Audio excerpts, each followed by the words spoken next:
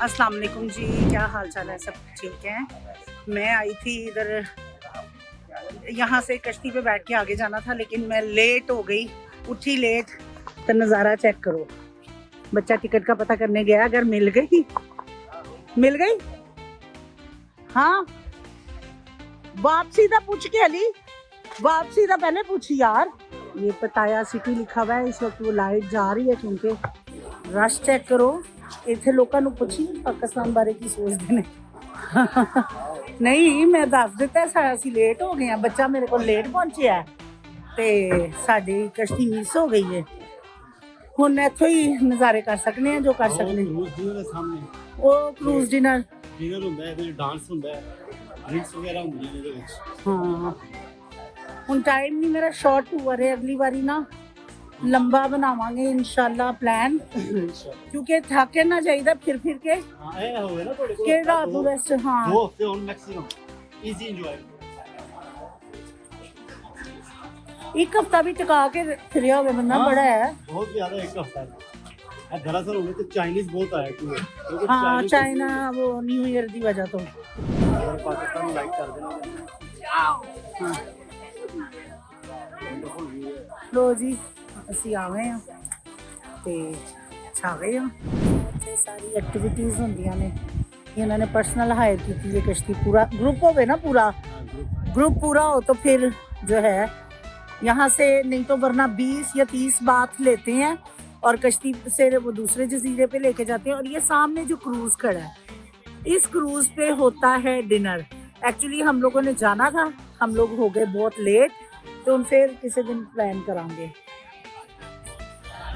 अच्छा मैं इधर आके ये परेशान थी कि चाइनीज़ को अक्सर देखा था झंडे पकड़ के तो जा रहे हैं, तो मैंने भी पता किया तो उनका कि जी पूरा जब ग्रुप आता है तो रास्ते वगैरह नहीं पता होते, तो जब घूमने निकलते हैं तो वो निशानी के तौर पे कि अगर कोई बिछड़ जाए या दूर रह जाए तो वो झंडा या ये जो भी निशानी होती है वो देख के हम उनके ग्रुप में साथ मिल जाए।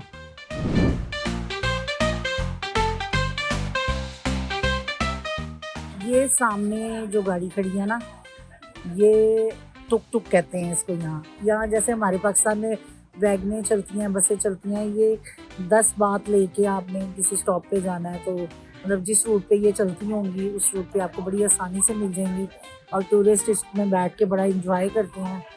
और ये बाइक राइड्स भी मिलती हैं, ये खड़े हैं बाइक वाले। हेलो गाइस, इन्होंने दोवां ने अज मैनू लेट कराया, अमर भाई ने, इन्होंने ते ने मेरी कश्ती मिस कराई है।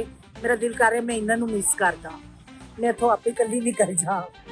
लो जी इत्थे ते आइटमां हो रही ने होर उल्लू सप। ओए ये ओरिजिनल ओ लो जी, मैनू तो लगता है बहुत डर कि इत्थे सप भी है ते उल्लू भी है। ये उल्लू खरीद लिया बेटा, सप जे ते एक उल्लू मेरे नाल है। ये बड़ा उल्लू है। हाय हिम्मत है लोगों की जेडे फड़ लेंदे ने सप। जो स्नेक फोबिया, स्नेक दूर से देख के डर जाते, दौड़ ला जानी ते वेख लो तुसी। ते किने किने जूस पीना मैं दस दो, मैं लै आवां पाकिस्तान ते ए चाइनीज डिशां ने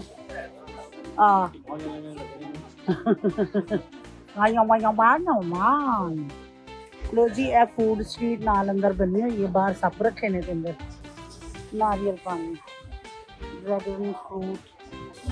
तू इत्थे की लैन आया है? अंब लैन आया है। और ये फ्रेश जूस बना के इन्होंने बॉटल्स में रखा हुआ है। ऐसे फल खा के गुजारा करो। अच्छा इत्थे ना ए ना एक फल है कटहल, ये मैंने ना इंडिया में खाया था और मैंने पका हुआ खाया था। उन्होंने, मुझे ऐसा लगता था जैसे मटन है। यहाँ पे फ्रूट के तौर पे लोग खाते हैं और ये ऐसा होता है अंदर से, लेकिन जब ये सालन में बना के खाएं तो ये ऐसे ही लगता है जैसे आपने मटन बनाया हुआ है। ये क्या है? ये है कवा चाय। कवा चाय हाई फूड फ्रूट है। ते असी बड़ा इंजॉय कर रहे हैं। बस दिन घट सन मेरे को, टाइम घट है तो शॉर्ट टाइम जो विखा सका। ए वही कटहल है, ए फ्रूट के तौर पर इस्तेमाल करते हैं, पका के नहीं। अच्छा ये सारा कुछ असी नहीं खा सकते, जेडे शवारमे वगैरह ने ਇੱਥੇ ਹਲਾਲ ਫੂਡ ਬਹੁਤ ਘੱਟ, ਜਿਹੜੇ ਮੁਸਲਿਮ ਹੋਟਲ ਨੇ ਸਿਰਫ ਉੱਥੇ ਹੀ ਮਿਲਦਾ ਹੈ। ਬਾਕੀ ਥਾਈ ਲੋਕ ਝੂਠ ਵੀ ਬੋਲ ਦਿੰਦੇ ਨੇ ਕਿ ਇਹ ਹਲਾਲ ਫੂਡ ਹੈ, ਜਿਹੜਾ ਨਹੀਂ ਹੁੰਦਾ। ਤੇ ਬਾਹਰਲੇ ਦਾ ਗੋਸ਼ਤ ਵੀ ਮਿਲਦਾ ਹੈ। ਇਹ ਕੀ ਹੈ?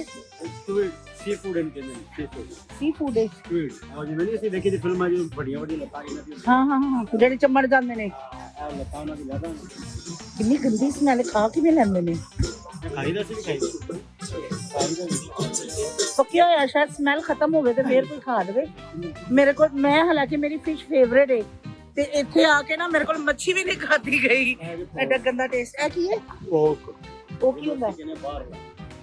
ਆਏ ਹਾਏ ਅਸਤਗਫਾਰ, ਇਹ ਬਾਹਰਲਾ ਗੋਸ਼ਤ ਹੈ। ਲੋ ਜੀ, ਇਹ ਬਾਹਰਲੇ ਦਾ ਗੋਸ਼ਤ ਹੈ, ਓਨਲੀ ਬਾਹਰਲਾ। ਸਮਝ ਤੇ ਗਏ ਹੋਵੋਗੇ। ਸਿੱਪੀਆਂ ਤੱਕ ਖਾ ਜਾਂਦੇ ਨੇ ਲੋਕ ਇੱਥੇ। ਐਸੀ ਖੋਲ ਕੇ ਅੰਦਰ ਜਿਹੜਾ ਉਹਦਾ ਹੁੰਦਾ ਹੈ, ਕੱਚਾ ਹੀ ਖਾਂਦੇ ਨੇ। ਹਾਂ ਨਾਲ ਚਟਨੀਆਂ, ਫਰਾਈ ਪਿਆਜ਼, ਇਹਦੇ ਨਾਲ ਕੱਚਾ ਪੀਵੀ ਦਾ ਖਾਣ ਦੀ ਉਲਟੀ ਆ ਜਾਂਦੀ। ਇਹ ਕੀ ਨੇ? ਸ਼੍ਰਿਮ ਬਾਰਬੀਕਿਊ ਸਾਰੇ ਗ੍ਰਿਡ ਤੇ ਉਤਾਰ ਕੇ ਨਹੀਂ ਕਰਦੇ ਨਹੀਂ, ਜਿਵੇਂ ਪ੍ਰੌਨ ਹੁੰਦੇ ਨੇ? ਜਿਵੇਂ ਇਹਨਾਂ ਨੂੰ ਬਾਰਬੀਕਿਊ ਇੰਜ ਹੀ ਕਰਨਾ, ਇਹਨਾਂ ਫਿਰ ਖੁਦ ਹੀ ਅੰਦਰੋਂ ਅੱਧਾ ਕੱਚਾ ਹੁੰਦਾ, ਅੱਧਾ ਪੱਕਾ ਰੋੜ ਕੇ। ਮੈਨੂੰ ਤੇ ਤੂੰ ਇਹਨਾਂ ਦਾ ਵੱਡਾ ਭਰਾ ਲੱਗਣੇ ਆ ਬੇਟਾ। ਤੇ ਮੈਂ ਕੰਮ ਹੀ ਇਹੀ ਕਰਨਾ। ਹਾਂ ਅੱਛਾ, ਇਹ ਕਿਹੜੀ ਮੱਛੀ? ਇਹ ਸਾਲਮਨ ਫਿਸ਼, ਇਹ ਬੜੀ ਮਸ਼ਹੂਰ ਹੈ। ਸਾਲਮਨ ਫਿਸ਼ ਦੀ ਸੁਸ਼ੀ ਵੀ ਬਣਦੀ ਜਾਪਾਨੀਜ਼ ਦੇ, ਉਂਝ ਵੀ ਕੱਚੀ ਖਾਦੀ ਜਾਂਦੀ ਹੈ। ਇਹ ਕੱਚੀ खाती जाती है, ये मछली जो है ना कच्ची खाई जाती है, सालमन फिश। लेकिन कुछ लोग तो पका के भी खाते हैं। ये जापानीज फूड है। ये है टूना फिश।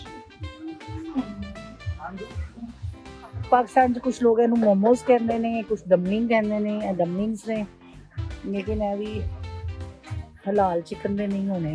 खान पीन भी इत्थे बड़ी प्रॉब्लम है। ये तुलसी भी लग जाती है। तुलसी भी लग जाती है। ये जो सुशी, जापानीज सुशी। सुशी में खाती हुई है पाकिस्तान में। लो जी, लीची का जूस बन रहा है, नारियल का। लो गाइस, आपको एक और अजूबा चीज दिखाती हूँ हम पाकिस्तानियों के लिए। बाहर के लोगों के लिए तो शायद ना हो। ये इत्थे मगरमच्छ का गोश्त भी मिलता जी, और मगरमच्छ का ढांचा भाई के पिछे लटकिया जे, और ये मगरमच्छ का गोश्त बना रहा है भाई। लो जी, थाई लोगों लिए तो यह चीज़ां भी ਜਿਹੜੀਆਂ ਨੇ ना, चलो नसीहत तो इधर खान पीन का बहुत मसला है गाइस। शॉपिंग करने आ गई हूँ मैं। यहाँ नाइट बाजार बड़ा मशहूर है पताया में। ये है डेकोरेशन। जिसम वाल ਤੁਹਾਡੇ ਕੋਲ ਕੋਈ ਪੈਸੇ ਚ ਰੱਖੇ ਫੜਾ ਦਵਾਣਾ ਐਵੇਂ ਕੋਈ। Chinese new year. हाँ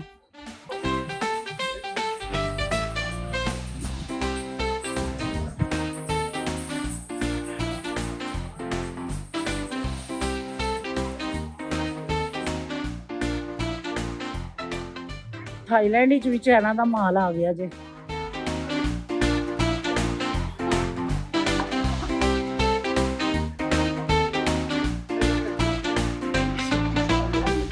जी, इस बाबे का वाजा खो के दौड़ जावा तो मैंने कोई मारेगा तो नहीं। मेरा कमेंट से दसना। मैंने लेनी है अजान के लिए चीज़ें और मुझे समझ नहीं आ रही क्या। वो तो कहीं सारी वाइट में।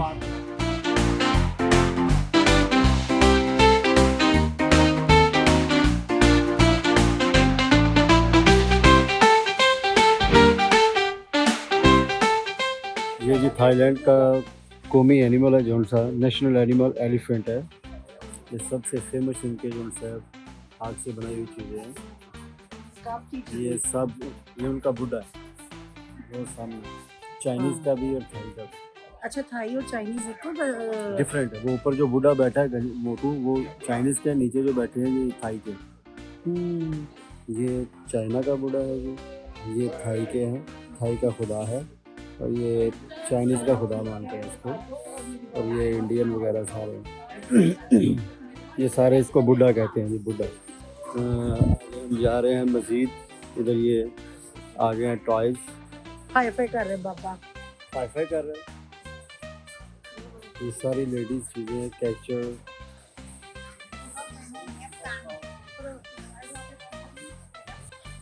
हमारी आपा जी थक गई हैं लगता है। मैं थक नहीं गई, मैं टिकट का वक्त है अगर मलेशिया की। और मलेशिया जाना सुबह। ये जी इनके टॉयज़ हैं, ये बनाए हुए हैं इन्होंने फ्रूट्स के। ये टैटूज है, ये एलिफेंट है जी।